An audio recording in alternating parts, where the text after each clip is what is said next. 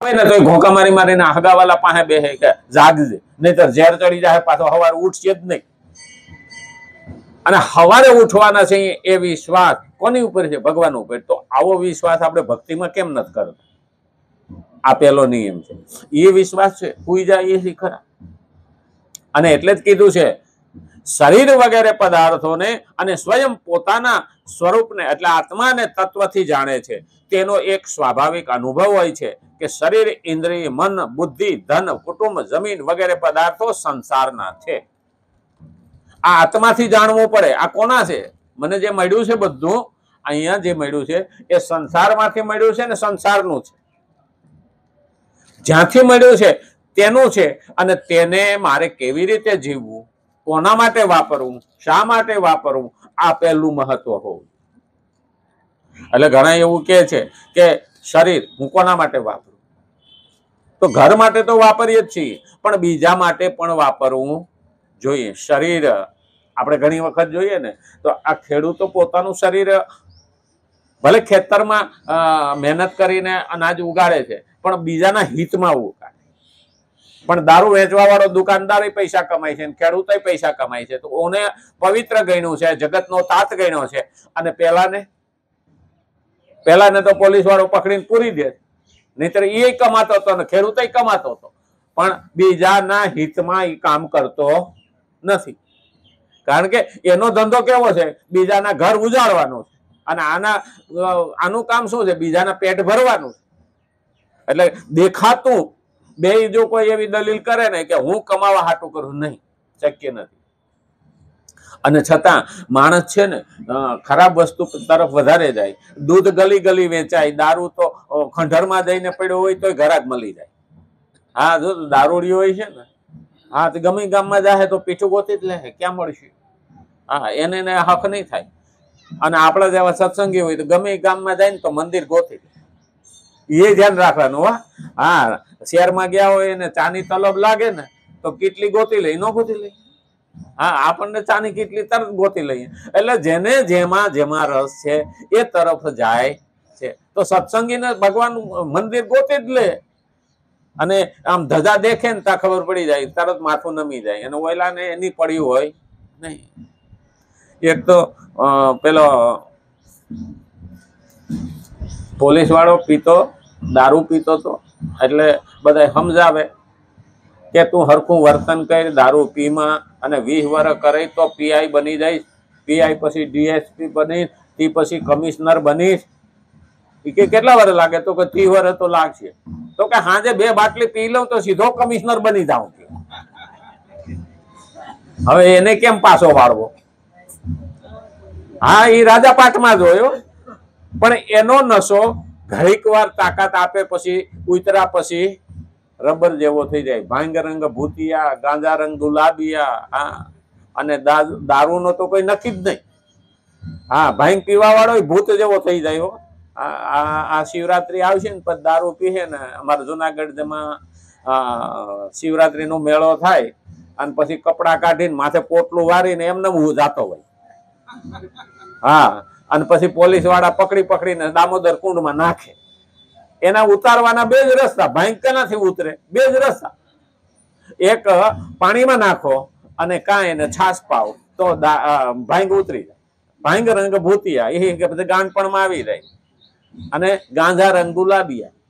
ગાંજાનો રંગ એવો સડે ને, 2 શર્ટ મેર્યા પછી સડી જાય ને તો ગાવા માંડે, ગાળો બોલવા માંડે. એનું પછી નક્કી હોતું નથી. જે ગાડી પાટે સડી. અને એટલે જ કીધું છે કે કઈ બાજુ મારે ભગવાન તરફ જવાનું છે. તો પોતાના સ્વરૂપને તત્વથી જાણે. તેનો એક સ્વાભાવિક અનુભવ હોય છે કે શરીર, ઇન્દ્રિયો, મન, બુદ્ધિ, ધન, કુટુંબ, જમીન વગેરે પદાર્થો સંસારના છે, પોતાના નથી. અને સંસારના છે તો પોતાના નથી, તો પોતાના ભેગું આવવાનું નથી. એટલું જ નહીં, તે શ્રેષ્ઠ પુરુષ ત્યાગ, વૈરાગ્ય, પ્રેમ, જ્ઞાન, સદગુણ વગેરેને પણ પોતાના નથી માનતો. આ પ્રેમ, આપણે તો અત્યારે છોકરો છોકરી જુવાન જે મળે ને એને આ લોકો શું કે છે, પ્રેમની વ્યાખ્યા આપે. હકીકતમાં એ પ્રેમ નથી, વિજાતીય આકર્ષણ છે. એ પ્રેમ નથી. પ્રેમ પ્રેમ તો સબ કહે, પ્રેમ ન જાણે કોઈ, જાણે જગતમાં તો જુદા રહે ના કોઈ. ભલે 2.5 અક્ષર પ્રેમ, આ જુદા ન રહે. જેને પ્રેમ હોય તો પ્રેમ એને આપણે પકડી શકતા નથી. અને પ્રેમ કેમ થાય? કારણ કે આપણને હામાવાળો પોતાનો ક્યારે લાગે, આ મહત્વનું છે. એ ભગવાનનો દીકરો છે તો મારો ભાઈ થયો, આ જ્યારે મનમાં આવે ત્યારે તો એના માટે જ્ઞાન જરૂરી છે. એટલે પ્રેમ, જ્ઞાન. જ્ઞાન શેનું હોવું જોઈએ? તો ભગવાને કીધું છે ભાઈ તારું ખાધેલું હું પચાવું છું, તારામાં મારો અંશ છે, તો એનામાં પણ એનું ખાધેલું હું પચાવું છું ને એનામાં મારો અંશ છે. તો ભલે પિતા એક ના હોય પણ પરમ પિતા પરમાત્મા તો એક છે. એ ક્યાંક ને ક્યાંક તો શેડો અડે જ છે.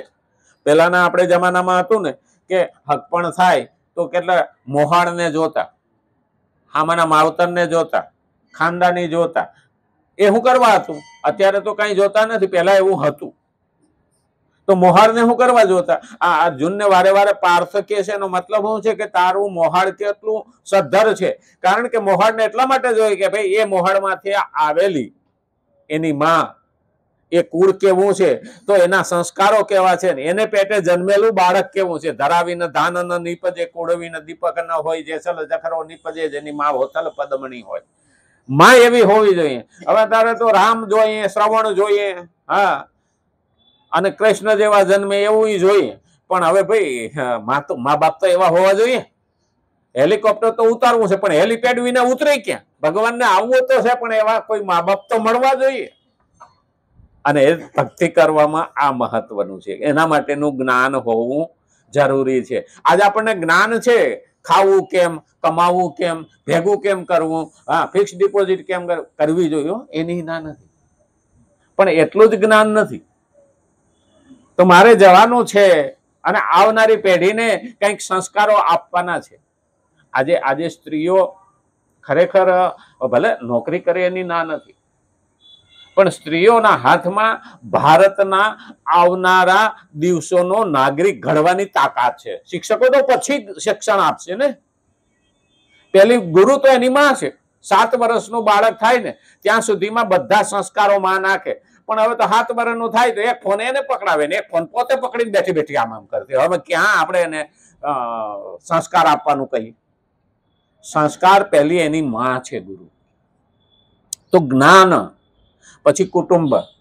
આપણે કયા કુટુંબમાં જન્મ્યા છીએ, આનું ખરેખર આપણને કુળ ગૌરવ હોવું જોઈએ, કુટુંબનું ગૌરવ હોવું જોઈએ. હું કોણ? અમારા ગામડામાં પેલા છોકરો કોઈ બજાર વસારે આવેલો જતો હોય અને અવળ ચંડાઈ કરતો હોય તો અમારે વડીલો ડોહા એમ કહેતા, આ કોનો છે કે? અને કોઈ એમ કે નહીં કે આ અમારા વાયલો છે. આપણે આવું શોભે ખરું? ઠપકો દે, એના મા બાપને ઠપકો દે કે આપણે આવું શોભે નહીં. કારણ કે કુળ ઉપર ગૌરવ. અમે કોના છીએ? આજે કૃષ્ણનો ગૌરવ આજે કોને રહ્યું? યદુવંશી છે અમે, અમારા કુળમાં જન્મા છે. આવો મુસે તાવ દઈને કોઈ કહેનાર ખરા? લખે ખરા યદુવંશી, ગોવાળીઓ લખે ખરા? એના જ કુળના છે. પણ હંમેશા કુટુંબનું હોવું જોઈએ. કુટુંબ મારું કોણ છે? કારણ રઘુકુલ રીત સદા ચલી આવી, પ્રાણ જાય અરુ બચન ન જાય. એ કુળ ગૌરવ છે, જાત ગૌરવ નથી, કુળ ગૌરવ છે. અમે કયા કુળમાં જન્મ્યા છીએ. અને એટલે જ કીધું છે કુટુંબ. અને કુટુંબ આજે વેર વિખેર થઈ ગયા.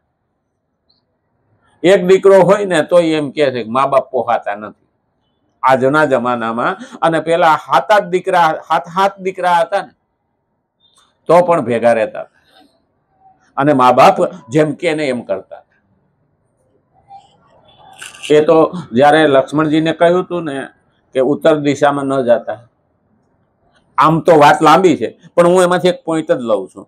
ત્યારે એક જગ્યાએ એની એ બાજુ લક્ષ્મણજી ગયા ત્યારે એક જગ્યાએ એને જોયું કે એક મોટો ગોળો હતો, માટલું. એ ઓલા નાના નાના હાથ માટલામાં ઠલવાય એટલે માટલા ભરાઈ જાય. પણ માટલા ઉપડી અને પાછો ગોળામાં ઠલવાય ને તો ગોળો અધૂરો રહે. લક્ષ્મણજી કે પાણી તો આમાંથી જ ગયું, તોય કેમ આ નાના માટલા ઠલવાય તો ઘોડો અધૂરો રહે છે?